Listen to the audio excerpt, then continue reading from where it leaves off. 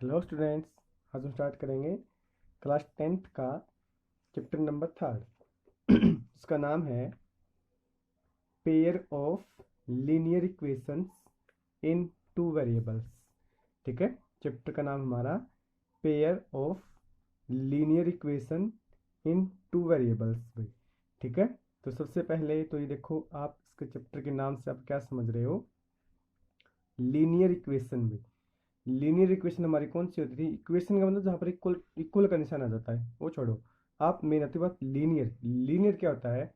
किसी भी इक्वेशन को या किसी भी पोलिनोमियल को हम लीनियर तब बोलते हैं यदि उस इक्वेशन में जो भी हमारे वेरिएबल होते हैं उन वेरिएबल्स की हाईएस्ट पावर अगर 1 हो। ठीक है, यानी कि उस इक्वेशन की या उस पोलिनोमियल की डिग्री 1 होनी चाहिए। ठीक है, किसी भी वेरिएबल की हाईएस्ट पावर 1 हो, वो होगा हमारा linear equation in two variable. मतलब कि जो उसमें जो वेरिएबल होंगे एक्स वाई ए बी कुछ भी होगा वो हमारे 2 होंगे।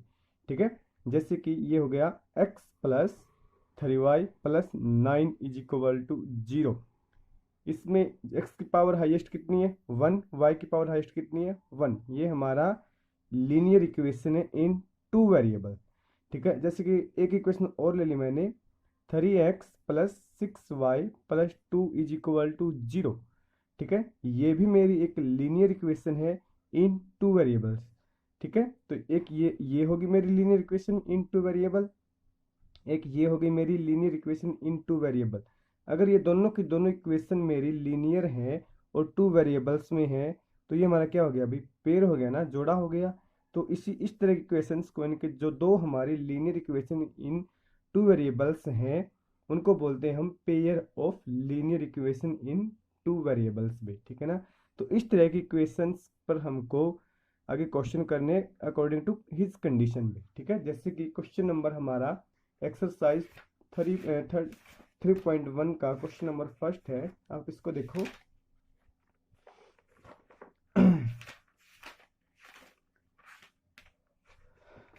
Aftab tales his daughter, Aftab अपनी बेटी को बोलता है 7 years एगो कि 7 साल पहले, I was 7 times as old as you. भाई 7 साल पहले जितनी तुम्हारी उम्र थी मैं तुम्हारी उम्र का 7 गुना था। ठीक है, आल्सो, और उन्होंने एक कंडीशन और दी है, 3 years फ्रॉम नाउ, यानी कि आज से 3 साल के बाद जितनी तुम्हारी उम्र होगी, आई शैल बी 3 times, यानी कि जितनी तुम्हारी उम्र होगी मैं उसका 3 गुना हो जाऊंगा। ठीक है ना, इन्होंने दो कंडीशंस दे रखी है और इन दो कंडीशंस के बेसिस पर हमको देखो क्या निकालना है। रिप्रेजेंट दिस सिचुएशन भाई, ये जो कंडीशन दे रखी है इस सिचुएशन को आपको अल्जेब्रिकली मतलब बीजीय मेथड से और भी ग्राफिकली मतलब ग्राफ बना करके रिप्रेजेंट करना है इन सिचुएशंस को भी। ठीक है, तो देखो भाई इन सिचुएशंस से हमको क्या मिलता है। जैसे कि हमने इनकी प्रेजेंट एज मान लेते हैं भाई, माना कि आफ्ताब की प्रेजेंट एज x वर्ष है। ठीक है, और माना कि present age of Aftab daughter ये कितनी हमने y वर्ष मान लिया भाई। ठीक है, तो फर्स्ट कंडीशन के अकॉर्डिंग ये करा था भाई 7 वर्ष पहले, यानी कि किसी की एज किसी की x वर्ष है तो 7 साल पहले उसकी कितनी होगी भाई? x-7, यानी कि आफ्ताब की भी x-7 और उसकी बेटी की भी उसकी बेटी कितनी हो जाएगी? y-7, क्योंकि आज कुछ भी एज हो हमारी 7 साल पहले तो 7 साल घट जाएगी। ठीक है, अब ये कह रहा भाई 7 साल पहले जिसकी जितनी एज उसकी बेटी की थी उसके ये 7 गुना थी भाई। ठीक है, तो बराबर होने के लिए हमको क्या करना पड़ेगा? बेटी की एज को 7 से मल्टीप्लाई करना होगा भाई। ये बात आप हमेशा ध्यान रखना। अगर मेरे को किसी भी बड़ी चीज के बराबर कोई छोटी चीज लेकर के आनी होगी तो हमको छोटी चीज को मल्टीप्लाई करना पड़ेगा। ठीक है ना, क्योंकि बाप की एज तो ज्यादा होगी ना, तो हमको बेटी की एज को मल्टीप्लाई करना होगा। ठीक है ना, बस इसके बाद हमने कुछ नहीं, इसके बाद हमने जो छठी क्लास से हम काम करते आ रहे हैं हमने इसको बस सोल्व करके इसकी एक इक्वेशन बना दी। बस एक्स और वाई की टर्म एक साइड कर ली और कांस्टेंट टर्म भी एक साइड कर ली। ठीक है ना, क्वेश्चन नंबर हमारे फर्स्ट आ की सेकंड कंडीशन ये थी भाई, आफ्टर 3 years भाई, यानी कि 3 सालों के बाद, ये कह रहा भाई 3 सालों के बाद जो उसकी बेटी की एज थी उसकी उसकी एज का वह 3 गुना हो जाएगा, ये कह रहा है भाई वो। ठीक है, मान लिया भाई अब उसकी एक्स वर्ष है तो 3 साल के बाद उसकी x+3 हो जाएगी।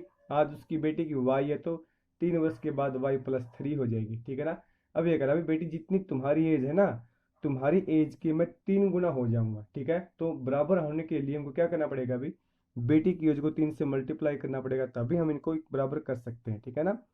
तो इसी तरीके से हमने इक्वेशन नंबर 2 को भी सोल्व करके बस और कुछ नहीं, जैसे कि 3 से अंदर मल्टीप्लाई कर दिया, 3y+9। अब 3y को हम इस साइड ले आए तो x-3y+3 था, यहाँ पर 9 को भी हम इस साइड ले आए तो -9 हो गया। फिर x-3y -9+3 कितना हो गया, -6। इक्वेशन नंबर 1 और इक्वेशन नंबर 2 ये जो हमारे आई है, ये इस सिचुएशन को अल्जेब्रिकली रिप्रेजेंट कर रही है भाई, ठीक है ना। यानी कि जो हमने इन्होंने हमसे 2 क्वेश्चन करे थे, हमने एक क्वेश्चन आंसर दे दिया भाई। इन कंडीशंस को आप अल्जेब्रिकली मतलब आप बीजीय तरीके से आपको रिप्रेजेंट करना था, तो हमने वो रिप्रेजेंट कर दिया। अब हमको इसका ग्राफ भी बनाना है। तो ग्राफ बनाना इन क्वेश्चंस में बहुत ही इजी है। जो इक्वेशन नंबर फर्स्ट है, कुछ भी आ जाए आगे जो हमारे क्वेश्चंस में ऐसे ही आएंगे। क्वेश्चन नंबर फर्स्ट में हमको y की वैल्यू निकालनी है। आपको यही काम करना है। आप y को अलग करो, बाकी जो भी चीज़ हमारी बच गई आप बाकी को उस साइड ले जाओ। जैसे कि इक्वेशन नंबर फर्स्ट से हमारा ये आ गई इक्वेशन, हम x को भी उस साइड ले गए और 42 को भी उस साइड ले गए, तो ये माइनस को भी उस साइड जा करके, अब यहाँ से अगर माइनस कॉमन लेंगे तो माइनस से माइनस कैंसिल, y की वैल्यू आ गई x+42 डिवाइड बाई 7। तो वही 9th वाला काम हमको इस तरीके से एक बॉक्स बनाना है। x की वैल्यू हम यहाँ पर कुछ भी पुट कर सकते हैं और y की वैल्यू यहाँ से उसकी इक्वेशन के अकॉर्डिंग y की वैल्यू आ जाएगी।